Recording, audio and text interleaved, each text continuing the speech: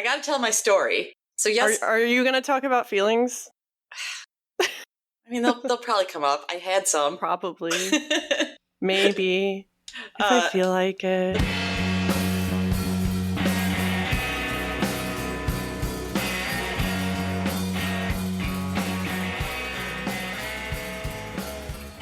I swear, I always have so many ideas of things to say, and I'm so excited to say them. And then the second it starts recording, I'm just like, ugh.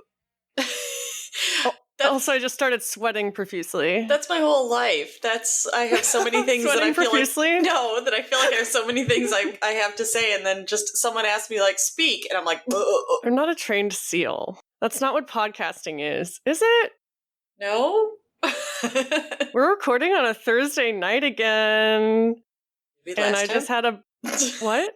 You said again. I was like, when did we do that last time? We did it that one loosey-goosey episode. Oh, remember? Yeah. We talked about death or something? No. Hold on. I'm gonna look this up. Okay. Oh my god, it's my topic. I should have a tagline. Yeah, I was hoping you would. I totally didn't prepare this time. Okay. Hello, friends. Hello, friends. And welcome to Pickles and Vodka, the mental health podcast where we hurry through the intros to get to the meat of it all. I'm Christina. And I'm Lauren. Lauren. Yes. Do you want to do Where You At first, or do you want to hear the voicemails first? Oh. Hey, let's switch it up. Do you want me to play the voicemails first? Yeah. Okay, we got 2 voicemails from listeners in response to your birthday episode. Oh. And I forgot to play them last week. I feel like it'll put us in a better mood. Okay.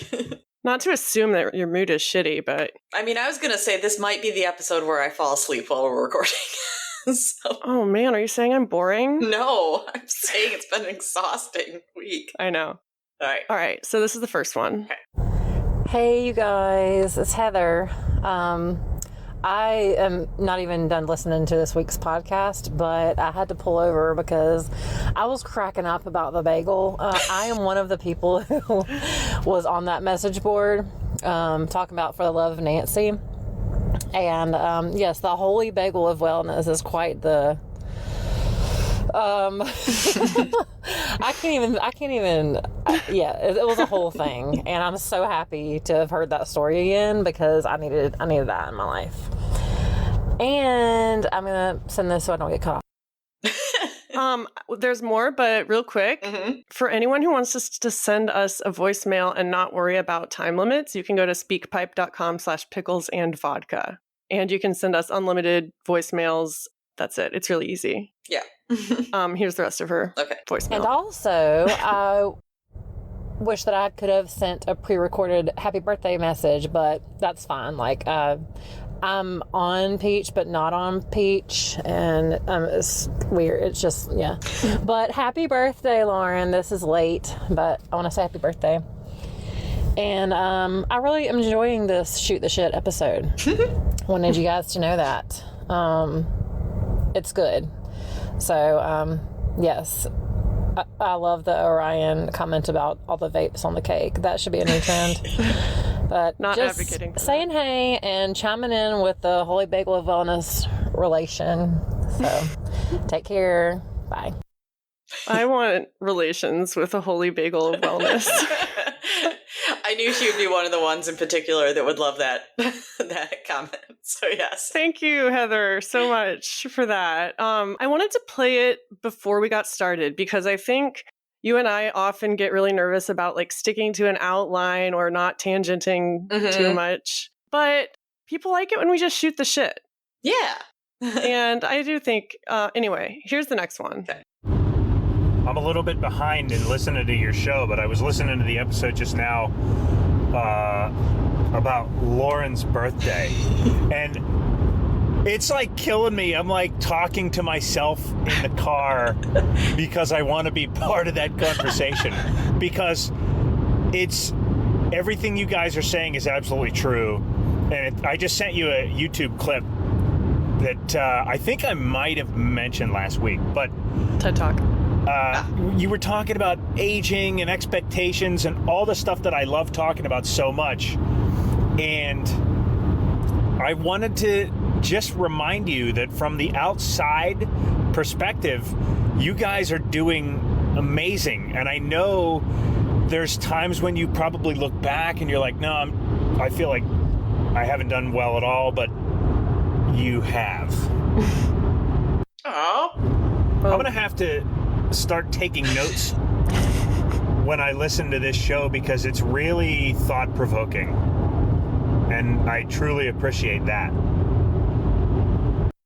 Wow. Yeah, I know. Like, that's a big compliment. I know. Thank you, Chris. If y'all haven't heard, Chris was on the podcast 2 episodes ago, number 165.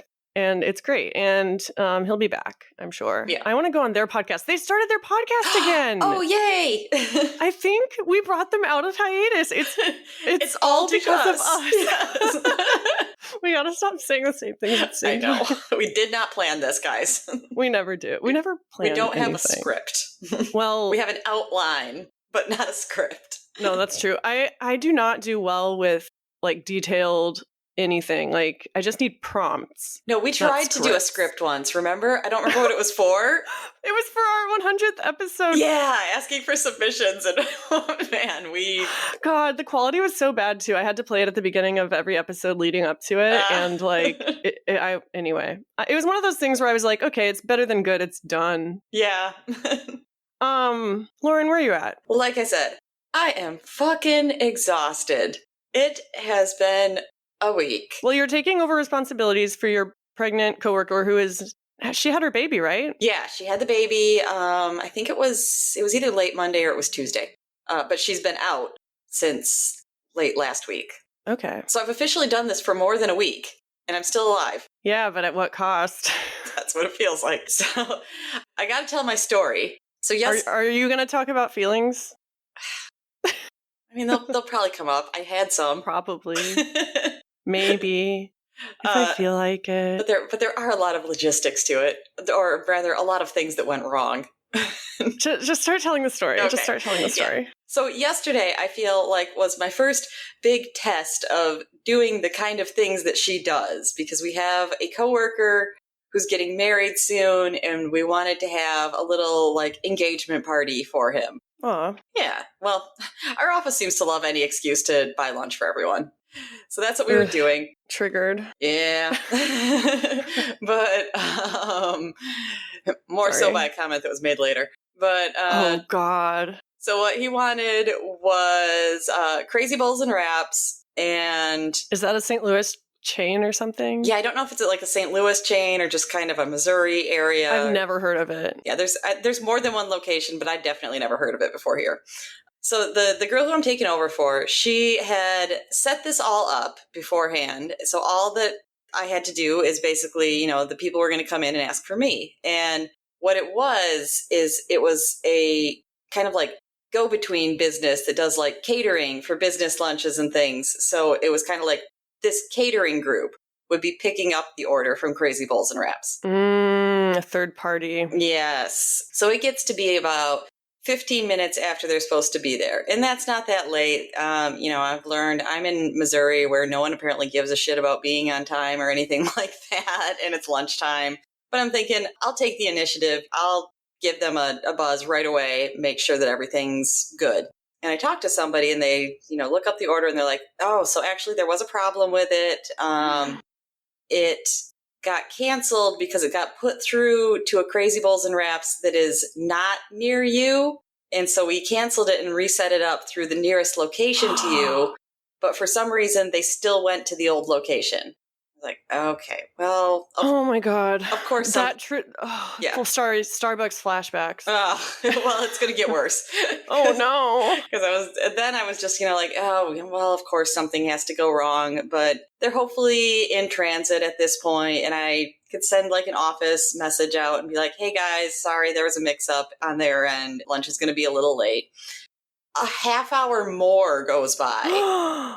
What is it, like 1:00 at this point? Almost, yeah. Oh my God. And I call them again, and at first I get someone who's like, oh, I think that order got canceled. I was like, excuse me?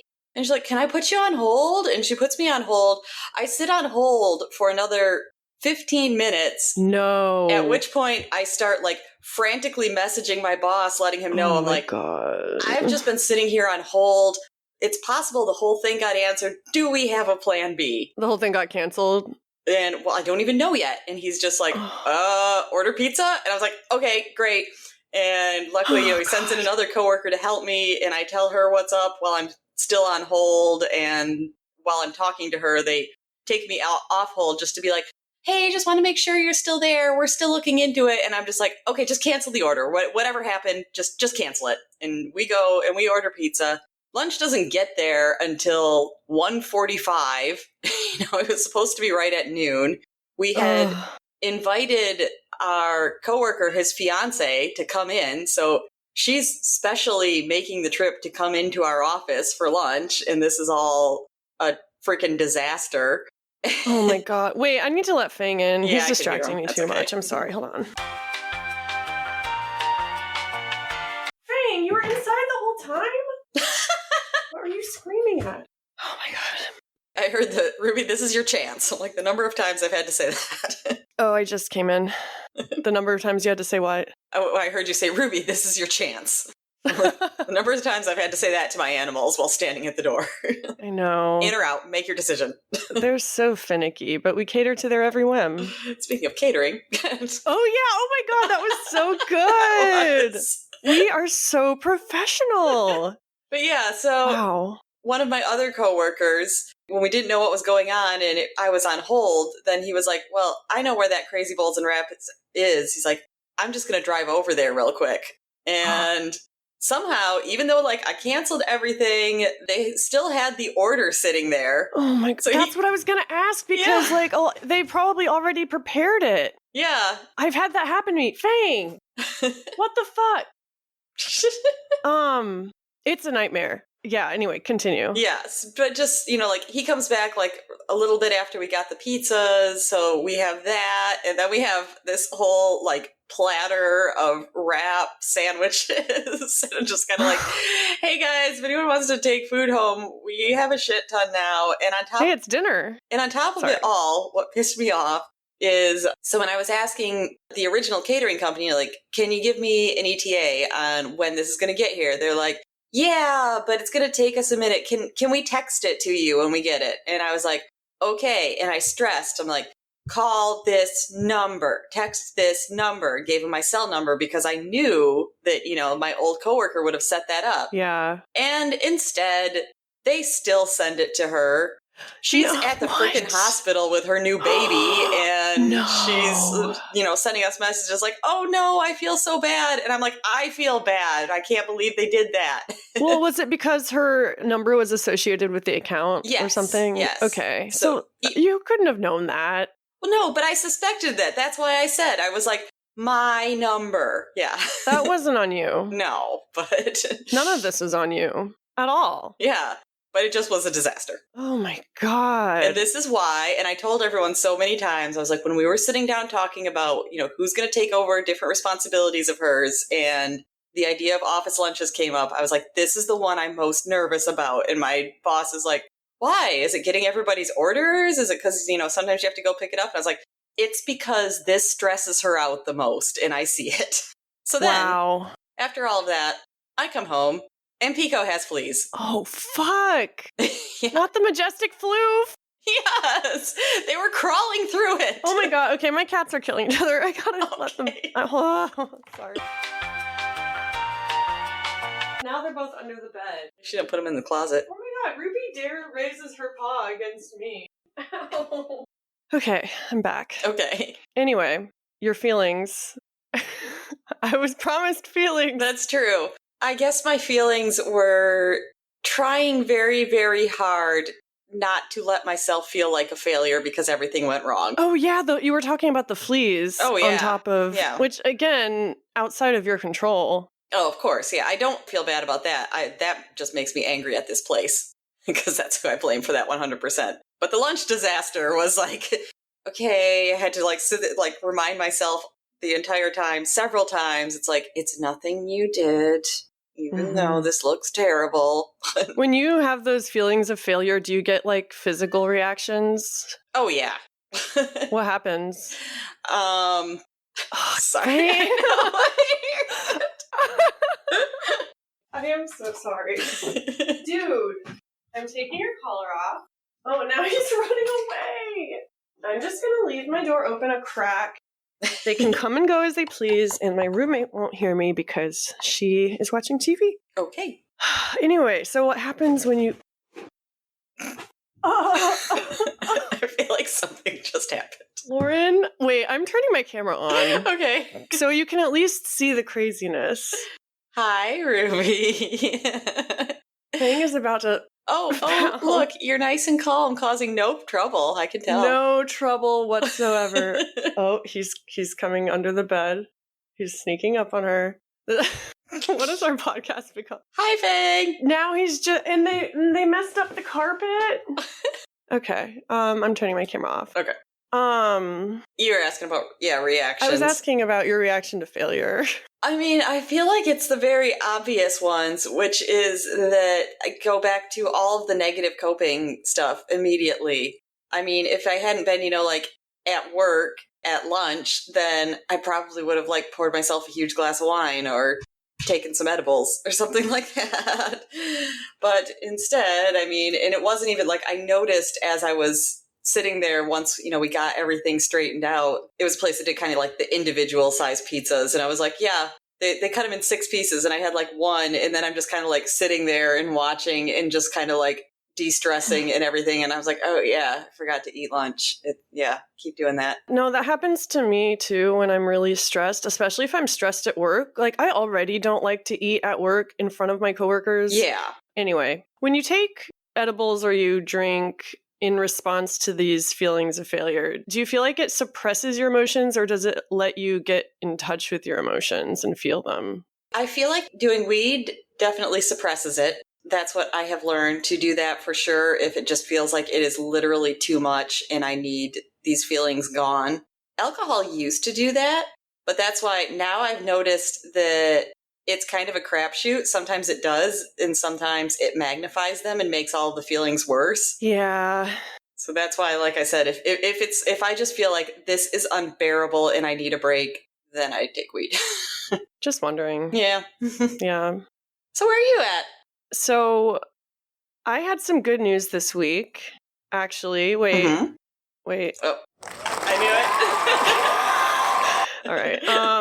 I just had to. Yeah. So I got a job at an organic food depot in town. They sell like vegan stuff. Not everything is vegan, but there's a lot of really good vegan stuff. Mm-hmm. And, it's low paying, but it's going to be only a few days a week and shouldn't interfere with my disability. But also, I was thinking, I'm not going to put my life on hold for something that may or may not happen. That's not guaranteed. That's a really good point because, I mean, my fingers are crossed for you, of course, but what if it doesn't come through?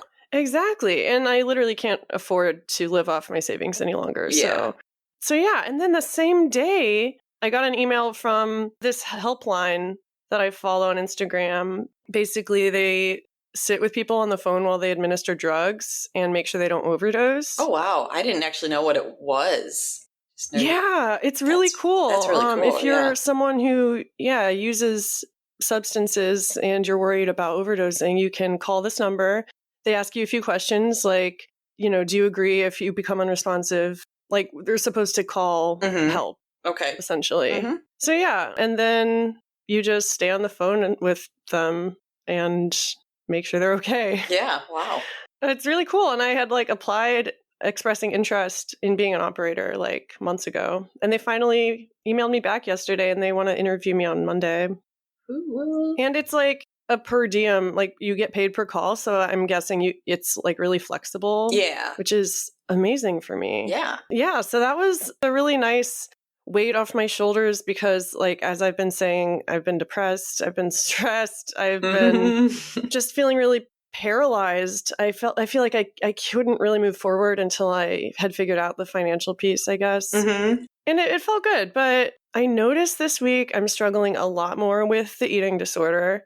I'm way more preoccupied with food and weight and exercise. And my body dysmorphia is really bad. Yesterday in particular, I did something that I'm not proud of, that I haven't done in a long time. And it was after getting this good news, 2 pieces of good news. And I got to like bike with my friends and we went on a nice nature walk. Like it was a really good day. I wondered, because I didn't think this, like when I was seeing you like get these pieces of good news and then saying what happened afterwards, but hearing you talk about it now, it's a really familiar feeling to me. And I wonder if that happens to you a lot, where it is, like obviously you were really stressed about your money situation and your future. And sometimes I feel like then you can almost like get yourself on such a focused autopilot. It's like go, go, go, go, go. It's like, I don't have time to think about, the negative coping mechanisms that I may use. And once you get that little bit of relief, then it's almost just like your body just lets go and it's like, okay, here we go. And it's like you almost do it without realizing because you actually can. Or you don't know what to replace that thing that you were pursuing or stressing about. Once you don't have to worry about it anymore, there's all this space left over. And if you don't fill it with good things, or at least like more distractions, I guess. Yeah. Then this happens. Yep.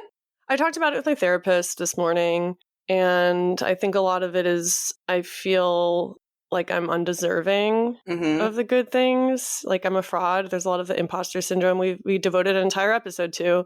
I'm always trying to plug our old episodes whenever I can, if you haven't noticed. But yeah, another thing is she was like, well, the part of you that is returning to this coping mechanism is protecting another part of you because you developed this for a reason. I'm still new to like parts. Okay. Are you familiar? I'm very familiar. Yeah, it kind of makes me cringe to say it. But the idea is that you have a lot of different parts of yourself, and each part might represent like a different age or a different phase in your life. So I'm just curious, are you actually doing IFS? Internal family systems? Yep. She hasn't explicitly said it as such, but that sounds like what it is. It sounds like you might be doing it like in a similar way that I did, where I was just kind of like, we can talk about different parts and things like that, but I'm not going to buy into all the bullshit. You got to make it accessible for me, which means dumb it down or dull it down a little. Dumb it down? Not dumb it down. Dull it down. Like don't. Dull it. What does dull it down mean? That means like some people get into, they say like, dialogue with your parts. And I'm like, I'm not going to sit there and act like I have like different people living inside of me and talk for them. But I can understand that different parts of me feel different ways. Yes. You have to think of it as a metaphor, for me at least. Same. Yep.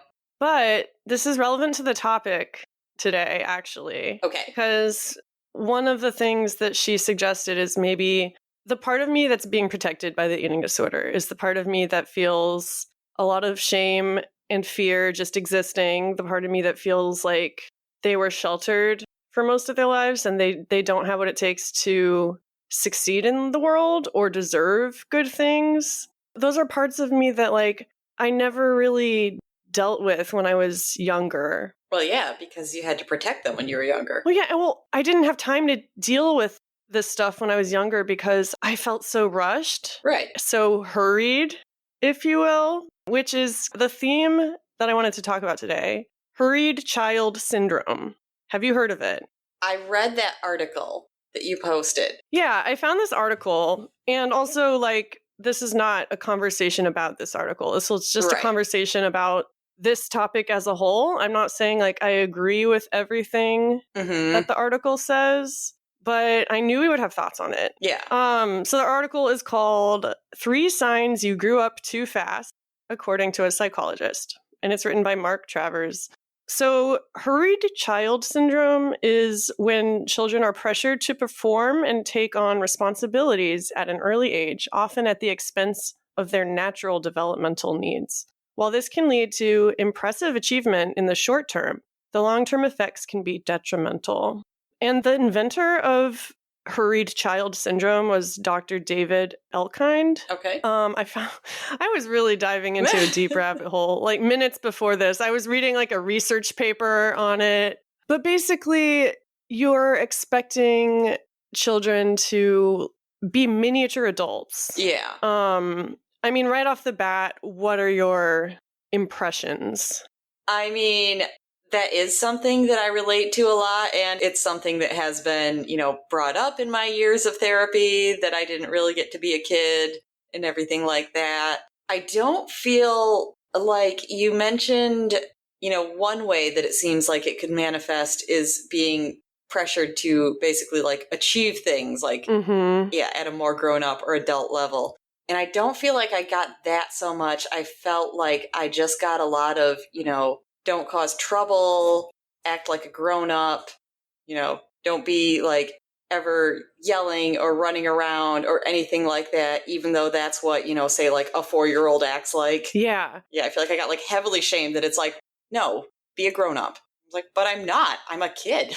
That's the thing. That's the emphasis is on natural developmental phases. So like we all have these, like you wouldn't expect a 3-month-old to walk. Right. Or like, I mean, I don't really know what ages kids do things, to be I don't honest. know, but I know they don't walk at 3 months old, so that's a good metaphor. Similarly, we have these psychological or developmental phases. I can't talk. And when we're being like rushed into acting like an adult and having all these responsibilities and in some cases taking care of others or achieving things, you have to skip a lot of the really important developmental phases. Yeah. And that's what at its core this hurried child syndrome is. I did not write down what the developmental stages are, but I know that's a thing. Yeah. Yeah, it's not good if you skip some. No, because I feel like at some point you have to hit them. I mean, if you're going to, I don't know, I'm not sure what word I'm looking for. If you're going to be, just like a an comfortable adult person. Yeah, I don't know. Yeah, a complete person. Yeah. Well, no, I don't know. But well, for instance, I feel like I have had to re-parent myself in some cases. Like I've had to go through some of those earlier developmental phases as an adult. Like I never really had a lot of choice in like my extracurriculars, really. And I didn't have a choice about my religion, my social groups. Like I didn't have control over a lot of things and I wasn't used to making choices. And so I missed out on a lot of like problem solving skills and whatnot. And so now making choices is really hard for me. And it's something I have to like practice all the time. Yeah. That's my non-scientific example. No, when you're saying that, I feel like my thing is I probably missed out on a lot of basic communication sort of development. I mean, the only times that I feel like I would be able to like make choices for myself and things like that are if I was alone. So that didn't help. So it's like already, I don't know how to communicate with people. And the only way that I experienced any, like independence or anything like that is being around no people. So that didn't help. Well, in this paper that I found from the International Journal of Research in Pediatric Nursing, it's in India.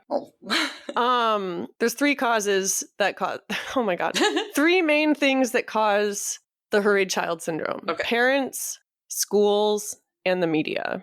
That's what they say. Okay. So like the parents one, a lot of times the parents themselves are really stressed or they don't have the communication skills or whatever. Like it's cyclical. It repeats itself. So like, how are your parents going to give that to you if they haven't had it? Yeah. And so a lot of times in the examples, they will like give the kid responsibilities that they might not have had otherwise. Like for me, it was like taking care of my siblings and in some cases teaching them and teaching myself and all this stuff. In other cases, it's like the extracurriculars, like maybe the parent has to work or something. And so they make their kid do all these extracurriculars because they aren't able to be there with them. Just examples. It's interesting you say that's generational too, because I think about that like, oh, well, that makes a lot of sense because my parents got married very young. They basically got married because my mom was pregnant. My dad had just graduated from high school when they got married. Yeah, so, that's crazy. Yeah. I mean, it's not crazy, but it is. I mean, it does mean it is crazy.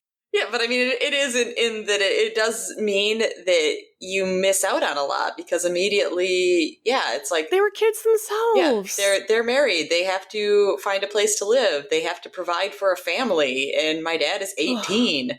That's fucking insane. I know. Wow. What a time to be alive. Because that is something that I had thought of, I know, in the past. Like, because They were literally hurried children. Exactly. Holy shit. And it's like, I feel like you always go through, the times where you realize like, oh my gosh, at my age, my mom was having her first kid. And I feel like when I hit some of those, then I thought like, wow, so she did not get to be, much of a young person because No. yeah. So it makes a lot of sense. Wow. That's crazy. Mm-hmm. My wheels are turning now.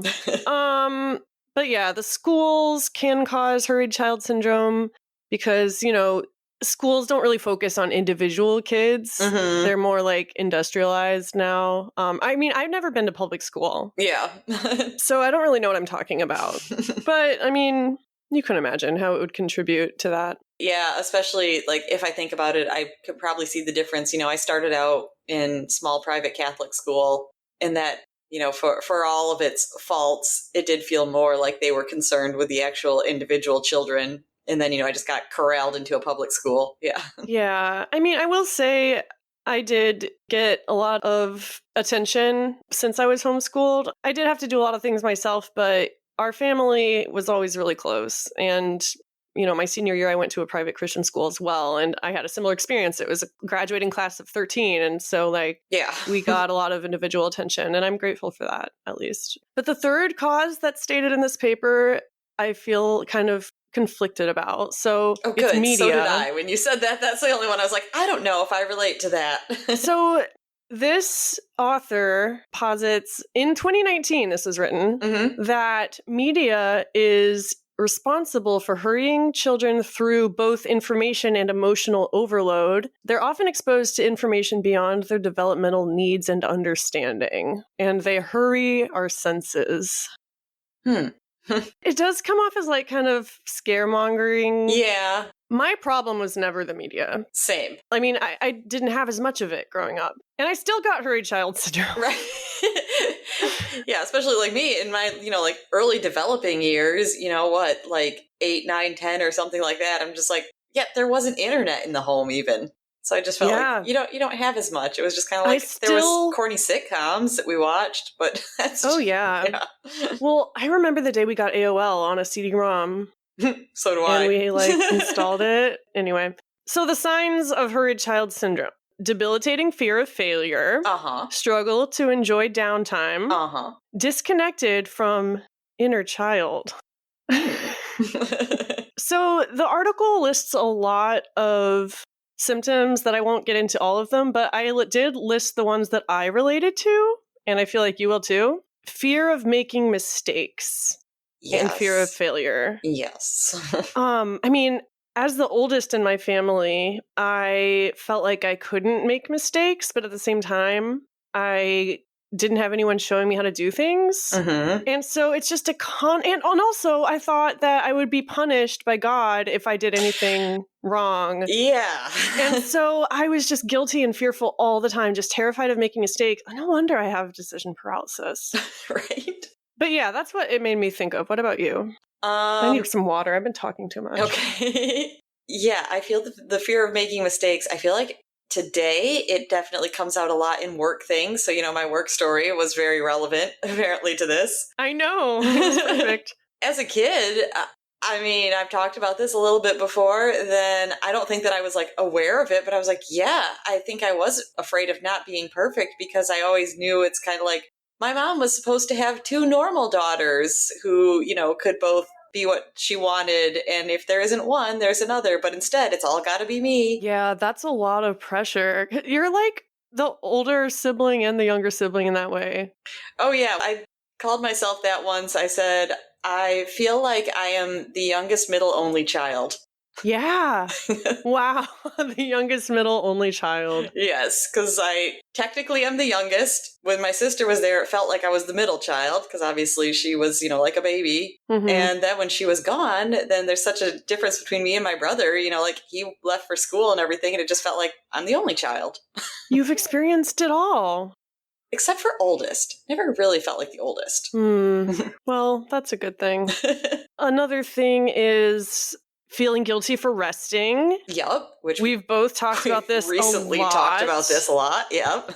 Struggling to enjoy hobbies. Feeling like you have to perform all the time. Mm-hmm. Even with this podcast, there have been times I mean, we were talking about when you joined. I was very burnt out at the time trying to do it by myself. It felt like a chore. Mm-hmm. And there's things now that like sometimes when I do my hobbies, it does feel like I'm forcing myself to. Yeah. And even if it's something I know is good for me, like playing piano, every time I do it, I feel better, but it feels like a waste of time because Yeah. I don't know. There's times of me doing that too, where I just feel like, no, I should do it because, I was really good and I could lose that. So I need to do this, even though I maybe don't want to right now. I lost a lot. I didn't play for like 6 years or something like that. And it took me almost 7 months to like get to the point where I am now. And where I'm at now is still nowhere near like how I was in high school. Yeah. Well, I don't know. In some ways it's better because I don't take it as seriously. I have more fun with it now. Oh, yeah. I'm not like practicing for recitals anymore. Right. Or trying to get into like a class in college. Mm-hmm. But I feel like there's always things that I'm forgetting about that I'm going to have to like rush to do later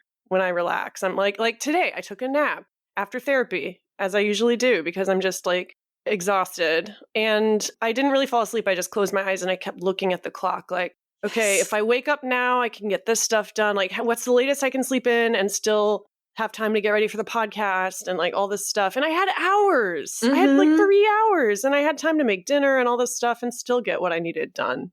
That is so familiar. Yeah, where I'm just like trying to relax and it's like something just like works its way into my brain. And I'm like, but I could get up and do this right now. Yeah.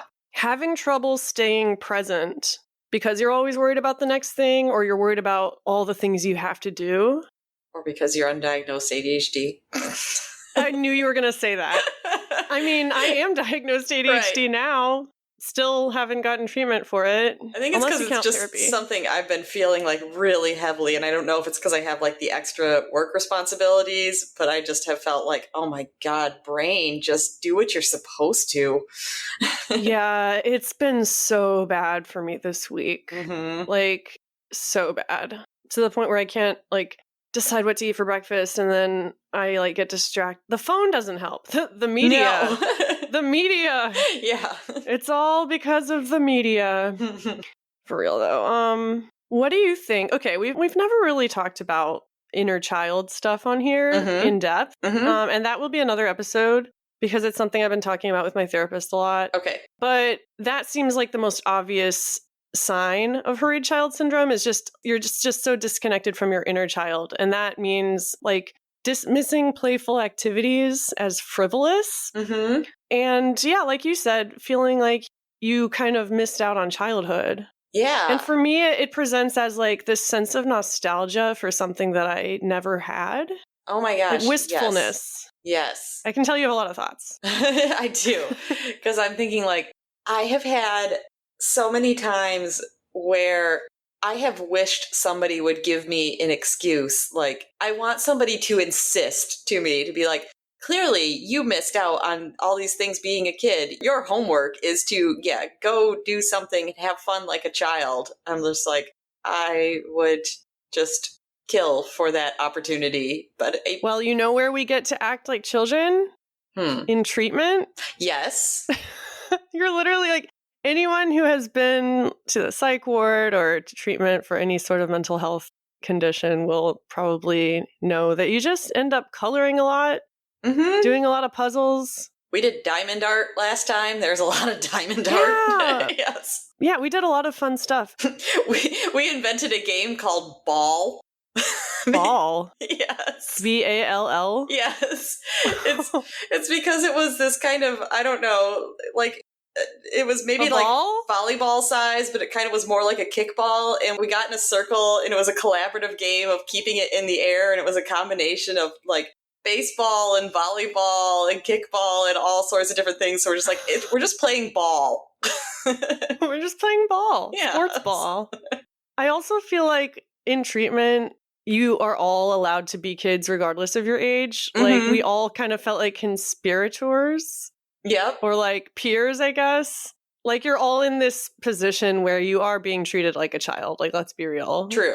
Yeah. And you don't have a lot of agency. So you all just kind of just lean into it. and it's beautiful. On the other side, that's why it makes sense that in that situation, yeah, sometimes you're doing like fun, playful kid stuff. Sometimes you're basically having a temper tantrum. I was going to say, some people also, yeah. I feel like there's been times in treatment where I've just emotionally regressed. Mm-hmm. And yeah, people act like children in all sorts of ways. Not saying I'm better than that. Oh, no. I was just thinking, I was like, there was the time when I was in the psych ward and nobody was answering me about taking care of my animals. And I told her, you don't have pets. And she said, yes, I did. And I said, I guess you don't love them. And I slammed the door. Did you say that in that episode you did? Where you talked about it? Yeah. I can't remember. That was a bonus episode called Lauren Spent the Weekend on the Psych Ward. Yeah. Maybe I'll re-listen to it. But that was me throwing a temper tantrum because I was frustrated and being treated like a child. Yeah. On the flip side of that, the last thing I related to was burnout from overworking. Mm-hmm. And I think I definitely have struggled with this since I was a kid. I obviously not recently, it's been 8 months now that I've been unemployed. And it's taken that long just to recover from the toxic job that I was putting myself through. Like, I was really overworking myself, and I was having a mental health crisis, and I was still doing all the things I was normally doing, like the podcast and like working and activism and all this stuff. But I wasn't taking care of the basic needs. Yeah, like without sounding hokey, your inner needs. Yeah, my inner needs. Yeah. I make references to my inner voice all the time in my writing. It felt hokey at first, but now I'm just like, oh yeah, Yeah. That's my intuition. I mean, did you find anything jumping out at you when you read the article, or what are your overall thoughts so far? I'm glad we're talking about it now, because I don't think I was in a good place to be reading it when I did, because it kind of rubbed me the wrong way, and it got me like worried in the same way that like I occasionally read some other like psychological articles that pop up in different things. And I think maybe because I'd read some of those recently too, that I was just kind of starting to feel like, is this people just trying to like kind of push off doing like actual work on themselves by being able to say, this is the problem, I can blame this. And that's what it was kind of like feeling like to me when I read that. And I was just kind of concerned, like, I don't know if I want to relate to this because it feels like a cop out, but what we've talked about makes a lot of sense. How very Gen X of you.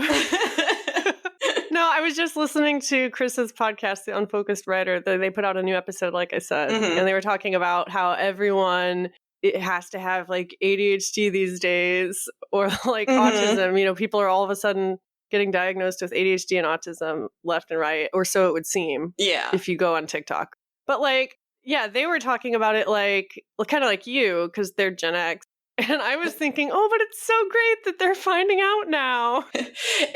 And I'm like in the middle. I'm basically like a Gen X millennial, so exactly. I'm always at war, and I just like flip flop on it depending on my mood. The podcast is the place to flip flop. But yeah, I think obviously everyone should do their own research, and like this kind of pop psychology stuff. I think that's what you're talking about. I just think it's interesting to start a conversation. I don't put like any sort of weight on it. Like, I do agree with you. Like, I kind of feel the same way when I see a lot of these things getting, like diagnosed way more recently. It's just kind of, that always makes me feel like, well, yeah, it's probably always been that way. And it's, nice that we're recognizing it. Well, yeah, I mean, this hurried child syndrome kind of reminds me of just like parentification, which I want to do an episode on that. Yeah. I don't know if I like these more like structured episodes. I feel like I'm teaching a class or something. Listeners, write in. No, send us a voicemail. Yeah. Speakpipe.com/picklesandvodka. Oh, but the last thing I wanted to talk about. So regardless of whether this is real or not, we do struggle with a lot of stuff that they mentioned that we just talked about. And so I wanted to talk about how we are embracing playfulness, creativity, and rest, because those are the things that they recommend that can help with this. So playfulness, for me, it's pets. Obviously, like I will often just sit on the floor and play with my cats. And also joking. We talked about this. Like, we want to be the funny person in the room. Yeah, we enjoy it. Because I think that's where we agree, is it's like sometimes I feel like it can sound kind of like conceited to be like, I want to be the funny person in the room. But it's not because we want people to be like, oh my God, you're so funny. It's just because we get enjoyment from it. Yeah, it really helps me when I don't take myself so seriously and when I can get others to not take things so seriously. It just kind of lightens the mood and yeah. So it's funny, you said, what did you say? Playfulness? Playfulness, creativity, and rest. Yeah. So first, when you were saying that, I was thinking playfulness, band and aerial classes, creativity, also band, and rest, no thank you. But actually, when you talked, I was like, wait, you know what? Pets might be my rest more because that does get me to stop. Sometimes, you know, if I do need to stop, then it's just kind of like, well, it's nice to spoon Pico. Exactly. If you're like sitting somewhere and a cat jumps up on your lap, you are legally obligated to stay there until they desire to leave. Yeah, and I love burying my face in their fur. Yes. Oh, so soft. Yeah, creativity, I mean, is huge for me, obviously. I love working on the podcast. I love playing piano, doing art. Even cooking can be creativity for me. I agree. I have fun with it sometimes. And that took a lot of work, because not just with the eating disorder, but just like I had to cook all the time as a kid. And when I was a kid, actually, even though I had to do it, I did have fun with it. Like I would cook stuff out of gourmet magazines and stuff. Oh, that's cool.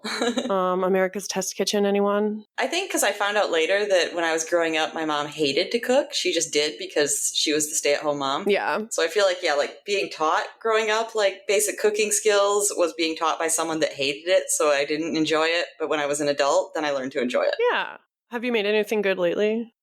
No. Fair. It's hard when you live by yourself. Tell me about it. Yeah, resting is hard. I made the mistake this week of also like overextending myself. And every time it happens, I'm like, okay, you should not plan this much next week. Like, oh, it was last Saturday because I had the podcast in the morning. Then I had like a virtual bachelorette party for a friend of the pod, M, in the UK. It was really fun. And then I had a game night with friends after that. And I was like, oh wow. My God, I can't believe things. And then I had to Sunday I had to edit the podcast all day. It was just a lot. It's a very hurried child of me. I felt that way last weekend too, because we did the podcast. We had 2 band practices because they were going to be our last ones before our show this weekend. Lauren, your show's coming up. It is. It's tomorrow. It will already have happened when this comes out. I'll already be famous, and I will. Tomorrow's the night. You're going to get discovered. No, I'm excited, and I am finally getting nervous about it. Probably because I feel like I haven't had a lot of time this week, so I was like, I thought I was going to have more time to make sure I was solid on the songs. I might have to wing it. You'll be okay. And I guess that's the show. Yeah. We should have a pickle poll. Yeah. What can we do based on this? What have you missed out on? Yeah, what did you feel like you missed out on in childhood? We'll put a pin in it. What color should Lauren dye her hair next? What are your options? Oh my goodness. I should take a picture. Will you say you'll send it to me and then just never send it to me, and I'll say I'll post it on the Instagram and then... All these things. I promise. Okay. I also, 30 minutes before this, in addition to diving into the article, I also was like trying to make a majestic floof post. Yes. And I got way carried away. Like I started making a video. Oh no. So get ready for that. Okay. I did actually send you those. So you did. I came through. You did. Yes. Yes, you did. We love you all. Answer the pickle poll and tell us what you think about this controversial topic. Yes. And I love you, Mom. I'm not blaming you for... Well, I'll probably cut this out. No, that she is something too. Anymore. And I don't feel it from you, and I don't think this way, but I am always aware when I like read some of those sorts of articles that I'm just like, I'm not just like family bashing. Exactly. It just helps me fit the puzzle pieces together a little more. It helps my life make a little more sense. Yeah. We'll see you next week. Yeah. Bye. Bye.